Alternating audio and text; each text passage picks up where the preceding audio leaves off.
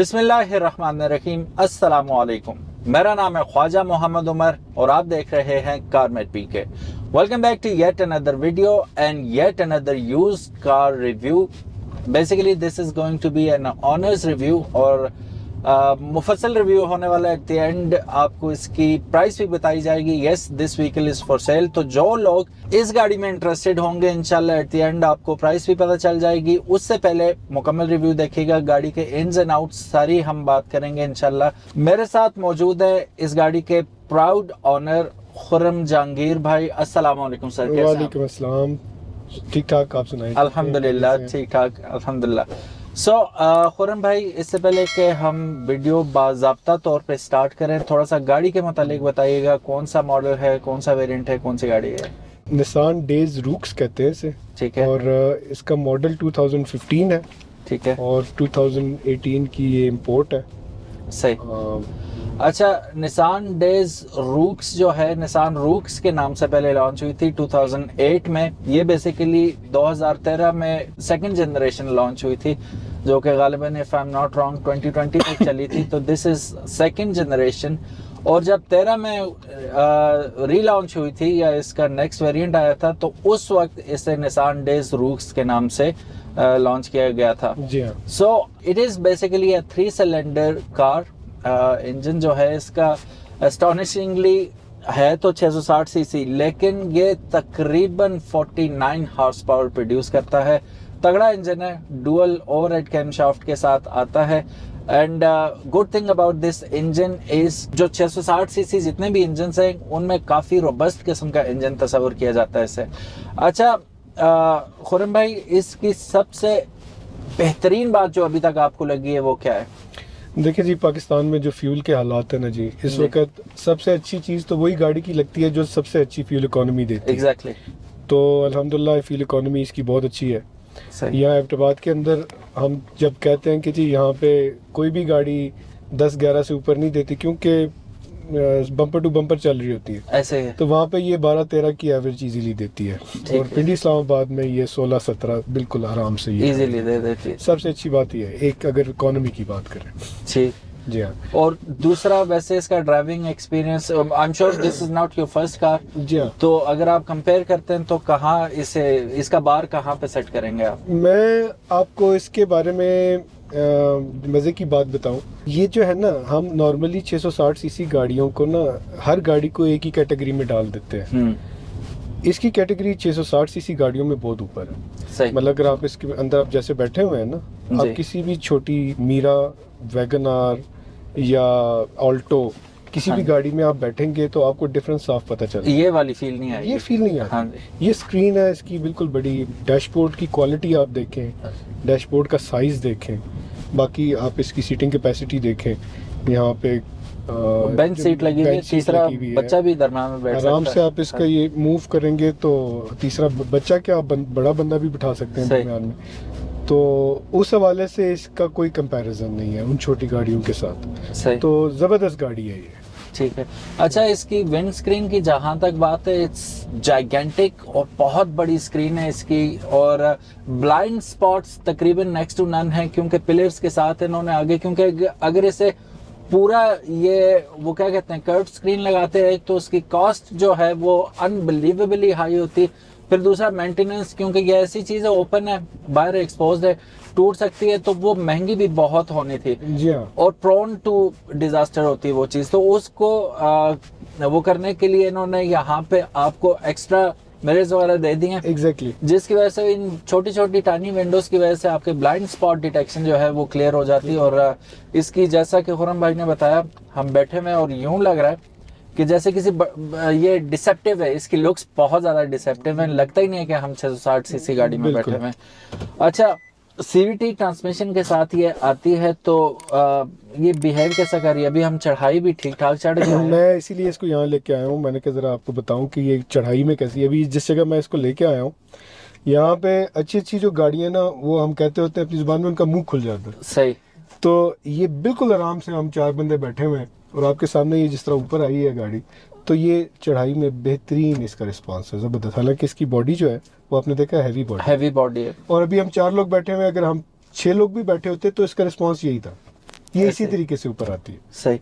सो जैसा कि इन्होंने बताया कि इसकी एवरेज 12-13 हेक्टावाट में करती है, तो अगर VXR हो श्योरली वो 15-16 आराम से करती है, तो ये क्यों इतनी कम करती है? तो कम बेसिकली नहीं करती, इसमें काफ़ी सारी वजूहात हैं। अगर हम VXR से ही कंपेयर करते हैं तो पहली चीज़ टायर साइज़ है, वो 13 के रिम के साथ आती है, 14 के रिम के साथ आती है, एक ये चीज़ होगी। दूसरा इसका साइज़ देखें ना, वॉल्यूम बहुत ज़्यादा है, और फिर being a Japanese vehicle quality इनकी टॉप नॉच है और सॉलिड मटेरियल यूज़ किए गए, और वज़न मुझे लगता है कि ये डबल अमाउंट ऑफ वेट के साथ आती है compare to Suzuki Alto VXR। So उस वजह से हैवी है, सॉलिड है, बड़े टायर्स हैं और अलॉय व्हील्स हैं, और ये चीज़ें इसको हैवी बना देती हैं। और फिर सेफ्टी कम्स फर्स्ट, इसमें ABS आपको मिलता है, इसमें एयर बैग्स मिलते हैं 2 अदद। काफ़ी सारी चीज़ें ऐसी हैं जो इसकी उससे बहुत बहुत बेहतर और इम्प्रूव्ड हैं। फिर CVT गियर बॉक्स के साथ आती है, और ये आगे आप अगर कंसोल भी देखें ना, इसका टच स्क्रीन है सारा कुछ, तो यहाँ पे AC के controls with finger tips you can control them, पूरा पैनल आपको। और प्रॉपर एक तो टर्म यूज होती है कॉकपिट, वैसे भी कैबिन के लिए, ड्राइवर कैबिन के लिए, ये प्रॉपर उन्होंने कॉकपिट ही बना के आपके लिए पेश कर दिया है यहाँ पे। फिर ये 360 कैमरास के साथ आती है, और इसी तरह फीचर्स की बात करें, और क्या क्या फीचर्स आते हैं जी इसमें? देखिए जी, पुश स्टार्ट है, ठीक है, नॉर्मली जो हमारे पास छोटी गाड़ियों में कम आता है, ये पुश स्टार्ट होना, बहुत कीलेस एंट्री है। सही। फिर इसका जो मज़े की चीज़ है, इसका रिमोट मेरे पास, ये मैं आपको बताता हूँ, इस रिमोट के अंदर इसका स्लाइडिंग डोर का फीचर भी है। ठीक है, मतलब अगर आप इसको 2 दफ़ा प्रेस करेंगे, सही, तो ये आपका जो स्लाइडिंग डोर है ये ओपन हो जाएगा, बाहर से भी अगर आप ओपन करना चाहते हैं। ठीक है, तो कीलेस एंट्री इटसेल्फ जो है वो। फिर इसका ये डिस्प्ले बड़ा ज़बरदस्त है, ये अगर आपको पे दिखाऊं, ये अगर हम इसको ऑन करते हैं तो टच सिस्टम है, सही, डिफरेंट मोड्स इसके, इस तरीके से क्लाइमेट कंट्रोल है। ठीक है, फिर आपके पास डैशबोर्ड के अंदर इसका बैक वाइपर है, सही, ठीक है, कंट्रोल इसका स्पीड कंट्रोल है वाइपर का, जो नॉर्मली सही। के अंदर होता है। 360 कैमरा का डिस्प्ले यहाँ पे, ठीक है। इसके अंदर बैक व्यू मिरर के अंदर आ जाता है, जो कि आपको देखने में नहीं पता लगेगा कि भाई इसके अंदर कोई कैमरा है, लेकिन इसके अंदर एक सॉरी स्क्रीन है, सही, लेकिन इसके अंदर स्क्रीन मौजूद है। सही, सही, ठीक सही, है। very nice। तो इसी तरह से ये चंद चीज़ें जो छोटी छोटी होती हैं लेकिन होती बहुत वैल्यूएबल है। हाँ, अब ये आपने कप होल्डर्स ग्लास में है, कप होल्डर है, स्टीयरिंग जो है वो इसका नहीं टेलीस्कोपिक नहीं है, सिर्फ एडजस्टेबल है, ठीक है, अपवर्ड एंड डाउनवर्ड है, सही, ठीक है। अच्छा, इसका यहाँ पे नीचे एक बटन लगा हुआ है, उसमें मैं देख रहा था पर मुझे पता नहीं था। अच्छा। लेकिन अगर लेट से आप चाहते हैं कि यार बच्चे ना उसको ऑपरेट करें ऑटोमेटिक डोर को, तो यहाँ आप नीचे से इसको ऑफ कर देंगे, सही, ताकि सही, बच्चे उसको ऑटोमेटिकली वो ना ठीक है। यहाँ पे मरहले हुक भी दी हुई है, कोई सामान बिल्कुल। अगर आपने कोई नॉर्मली मैं जिस तरह कोई दही दूध वगैरह ले आते हैं तो उसी पे तो आप रख नहीं सकते, यहाँ पे आप उसको हैंग कर, छोटी छोटी चीजों का ख्याल रखा हुआ है बिल्कुल ऐसे ही। अच्छा, स्पोर्ट्स मोड भी है इसमें। अच्छा, वेरी नाइस। जी हाँ, यहाँ पे आप इसको ऑन कर दें तो गाड़ी, अगर आपको लगता है कि आपने अब ओवरटेकिंग में जाना है, या आपको लगता है कि आप थोड़ा सा तेज चलाना चाह रहे हैं गाड़ी, तो ये ऑटोमेटिकली आपका RPM इंक्रीज कर देगी और आपकी गियर शिफ्टिंग थोड़ा डिले होकर जाएगी, गियर इसका रेशो बढ़ जाएगी, गियर रेशो बढ़ जाएगी। सो ये इको आईडी अच्छा, रडार भी है, रडार के साथ आती है, एंटी कोलिजन इसमें वो फिक्स्ड है। सिस्टम इसके अंदर जो म्यूजिक सिस्टम है ये जापानीज है जो इंस्टॉल हुआ हुआ है, ठीक है। ये इसके साथ। इफ आई वर यू, मैं पहली फुर्सत में यहाँ पे एंड्रॉइड स्क्रीन लगाता जापानीज है ना, तो वो वाला सीन। अच्छा, इसमें एक और मजे की बात है, बेसिकली दीज आर की कार्स, जापान में यूज होती हैं ये, कि ज़ाहिर काम के लिए तो यूज करता है ये बंदा, फिर आफ्टर आवर्स में आप फैमिली के साथ घूमने जाएं तो वो एज अ की कार भी। पिछली जो इसकी सीट्स हैं, अच्छा केबिन अगर आप देखें बहुत ही बड़ा केबिन है पीछे भी, तो आप सीट्स को फोल्ड करके पीछे बड़ी जगह बना सकते हैं। पिछली सीट्स जो है इसकी एडजस्टेबल है, जिस तरह आप ड्राइविंग सीट को एडजस्ट कर सकते हैं, वो रिक्लाइन हो जाती है। अच्छा, पिछली सीट आप बिल्कुल उसको आगे करके रिक्लाइन कर दें और सो सकते हैं आप इस पे आराम से। अच्छा, वेरी नाइस, ये फीचर भी इसके अंदर मौजूद है। अच्छा, जो सबसे मजे का फीचर है वो हमने डिस्कस ही नहीं किया। कौन सा? Dual AC. डुअल एसी, ये ऊपर आप स्क्रीन पे देख सकते हैं, ये फॉर शो पर्पस नहीं लगा हुआ है, it is operational, it works and it definitely works. हाँ, अच्छा, ग्लासेस होल्डर भी है, ग्लासेस होल्डर भी आपके पास इसी में उन्होंने दे दिया हुआ है। और पीछे जो बंदा बैठता है हमेशा वो उसको ये होता है कि यार मैं पीछे क्यों बैठा हूँ गर्मियों हाँ। में, तो इस गाड़ी में वो गिला नहीं आता, सही सही सही। तो वो ऑन हो जाता है, पीछे वाले भी आराम से हवा लेते हैं। और वैसे एसी की परफॉर्मेंस कैसी है इसकी? बेहतरीन, ज़बरदस्त इसकी एसी की परफॉर्मेंस है, बहुत अच्छी। मतलब हम 660 सीसी के हिसाब से ना, अगर इसको अब हम 1.8 के हिसाब से तो नहीं कहेंगे, ज़ाहिर Exactly. लोड पड़ जाता है गाड़ी के ऊपर, सही। लेकिन आप अगर मैनेज कर लेती है। मैनेज कर लेती है, अच्छा ठंडा कर लेती है पूरी गाड़ी, मतलब मुझे कोई प्रॉब्लम नहीं है। ठीक है। इसमें मोड्स कितने आते हैं, ड्राइविंग मोड्स? ड्राइविंग मोड इसमें बस एक नॉर्मल मोड है, एक स्पोर्ट्स मोड है। वो इको भी है ना? नहीं, इको का मैं इसका आपको बताता हूँ। ये असल में प्योर ड्राइव जिन गाड़ियों में, इसमें ये इको की 3 लीव्स हैं। ठीक है ठीक है, चौथा जो लीफ है वो ऑरेंज कलर का है, ठीक है। 3 जो लीव्स हैं ये इको आपके ग्रीन कलर के हैं। सही। अब अगर लेट से आप फ्यूल इकोनॉमी को बहुत ज़्यादा मद्देनजर रखना चाहते हैं तो आपने 3 लीव्स पे गाड़ी चलानी है। सही। जब तक आपके 3 लीव्स ऑन है तो आपकी इकोनॉमी बेहतरीन है। ठीक है। अगर आपकी ऑरेंज पे चल रही है गाड़ी, दैट मीन्स आपकी गाड़ी पहले गियर पे है और आपने फुल थ्रॉटल दिया हुआ है, तो ठीक फिर है। वो ऑरेंज लीफ ऑन होगा। सही तो आप समझ लें जितने लीफ कम होते रहेंगे सही। उतनी गाड़ी की इकोनॉमी वर्स्ट होती जाएगी। अच्छा अच्छा जी हाँ, तो लीफ आप फुल रखें और आप इकोनॉमी एंजॉय करें। Very nice. ओके। ये इस तरह। अच्छा 140 टॉप स्पीड वैसे ये बता रही है, तो आपने अभी तक कितना टॉप स्पीड की है इस पे? देखिए मैं बहुत ज़्यादा स्पीडी ड्राइवर नहीं हूँ। सही। नॉर्मली मेरे पास वो सिविक एक्स है दूसरी, वो भी मैं कभी 110 से ऊपर नहीं जाता, कोशिश मेरी यही अच्छा। होती है। लेकिन ये है बस 100 तक गया हूँ। ठीक है ठीक है, इससे ज़्यादा मैंने इसको भगाने की कोशिश नहीं की। ठीक है। अच्छा ये मेरा सवाल पूछने का मकसद था, इन्होंने डॉज ही कर दिया उस मकसद को, लेकिन मैं फिर भी पूछ लेता हूँ। जब आप हाई स्पीड पे जाते हैं तो हाउ अबाउट द स्टेबिलिटी, कितनी स्टेबल है ये गाड़ी? हाँ, ये मैं आपको इसका देखें, ये माशाल्लाह ऐसी गाड़ी है, इसमें एयर बैग्स दोनों इंटैक्ट है, ठीक है। फ्रंट से हिट नहीं हुई भी गाड़ी। सही। इसका स्टीयरिंग अगर आप यूँ छोड़ भी देते हैं ना तो आप बिल्कुल सीधी जाएगी, कोई स्टीयरिंग के अंदर वाइब्रेशन नहीं आती। ठीक है। वो नॉर्मली व्हील बैलेंसिंग का इशू होता है, एग्जैक्टली। लेकिन wheel alignment and wheel balancing इसकी परफेक्ट है। आप 100 की स्पीड पे भी इसका स्टीयरिंग छोड़ेंगे ये स्ट्रेट जाएगी, इसका सही। रिस्पॉन्स इस तरह से। सही। और ग्रिप लूज तो नहीं करती? ग्रिप लूज नहीं करती, लेकिन मैं तो हमेशा जिससे भी डिस्कशन मेरी होती है मैं कहता हूँ ऊंचे छत वाली जो गाड़ी है उस पर आप रिस्क मत लें। एग्जैक्टली ऐसे ही है। क्योंकि मतलब है आप इसको इस तरह ना चलाएं जैसे आप सिविक को चलाते हैं मोड़ों पे। एरोडायनामिक उस तरह की नहीं है कि ये हाई स्पीड के चलाने के काबिल हो, क्योंकि of course it's kind of a van, छोटी सी कंपैक्ट वैन है ये, और इसके डायनामिक्स भी वैसे ही है, तो ड्रैग बहुत ज्यादा होगा। ठीक है, ये हवा को कट थ्रू, वो कटिंग एज इसकी नहीं है design. So that is why recommended भी नहीं है। और दूसरा 120 मेरा ख्याल है कि इस गाड़ी के लिए मोर देन इनफ है। कभी भी किसी भी गाड़ी पे मैं हमेशा कहता हूँ कि मोटरवेज पे जज्बाती होने की जरूरत नहीं है। आप 130 तक वैसे अलाउ है, तो बस उससे ऊपर जाना बेवकूफ़ी है। और फतवे भी हैं कि वो खुदकुशी है, अगर आप जाते हैं एक्सीडेंट हो जाता है तो क्योंकि आपने कानून को फॉलो नहीं किया, you are dead, actually dead. वो हराम मौत वाला सीन हो जाता है, तो अवॉइड ही किया कीजिए। बिल्कुल ऐसा ही है, बिल्कुल ऐसा ही है।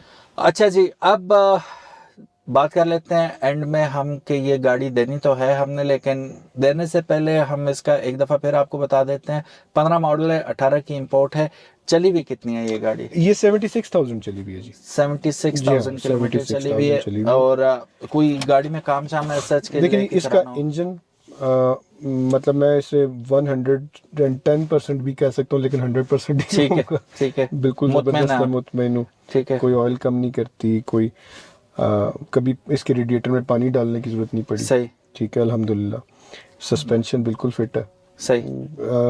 मतलब जितनी ये चली हुई है उसी हिसाब से ये उसको, इसका इंटीरियर भी एक्सटीरियर इसको कॉम्प्लीमेंट करता है। सही।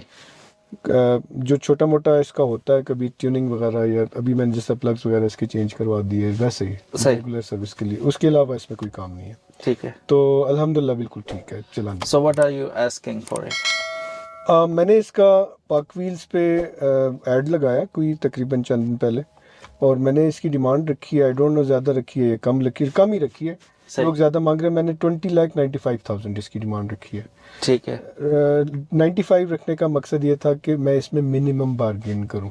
सही। तो जो मेरा इसको फाइनली देने का इरादा है वो ये है कि मैं इसमें 20,000 की बार्गेन करके 20,75,000 की ये दे दूंगा गाड़ी। ठीक हो गया। बाकी डॉक्यूमेंट्स वगैरह आपके अपने नाम पे हैं, जी सब कुछ? बिल्कुल, सब कुछ क्लियर है। और लाइफ टाइम 660 सीसी है तो वो तो वैसे भी लाइफ जी टाइम ही हाँ, होगा। लाइफ टाइम है, स्मार्ट कार्ड है, token tax up to date है, जो भी सारी चीज़ें लवाजमात पूरे हैं इसके। जी ठीक है।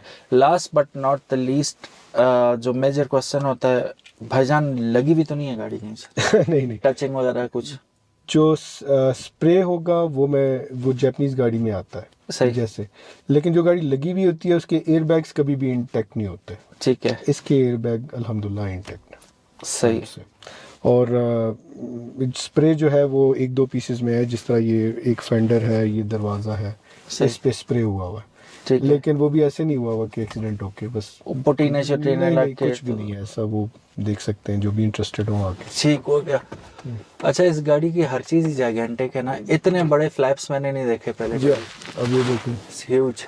वैनिटी मिरर ड्राइवर साइड पे मिल रहा है। बेगम को घर से तैयार होके आना पड़ेगा, यहाँ पे नहीं है कुछ? ये मेरे ख्याल है उनको ना लेफ्ट शायद जापानीज साइड पे लगाते हैं, क्या हो सकता है फीमेल के लिए बनाई हो हाँ, गाड़ी। मोस्ट प्रोबेबली ऐसे ही है। लाइट्स इसकी हेलोजन आती हैं। हाँ, ठीक इसमें है। आप change एलईडी कर करना चाहें तो कर सकते हैं आप। हैं। और डोम लाइट इसमें नहीं है पीछे, लेकिन बैक पे आपको लाइट देखने को मिल जाएगी। दो नौजवान पीछे भी बैठे हुए हैं। Anas, how are you feeling? Sir बहुत रिलैक्स हूँ, लेग स्पेस बहुत ज्यादा है, हेडरूम भी बहुत ज्यादा है, लेग रूम भी बहुत ज्यादा है। एक और चीज जरा बताएं जी अनस भाई, आप इसकी ये चीज कभी नहीं मिलेगी आपको किसी पाकिस्तानी गाड़ी सर में। ये जो साइड पे मिरर्स होते हैं ना उसके ऊपर। अच्छा, ब्लाइंड्स भी हैं? ब्लाइंड जिसके ओरिजिनल आते हैं अच्छा अच्छा अच्छा, जापान से, वेरी नाइस। दोनों साइड्स में ना? दोनों साइड्स में। तो प्राइवेसी कर्टन्स भी इसके अंदर आपको प्री इंस्टॉल मिलेंगे।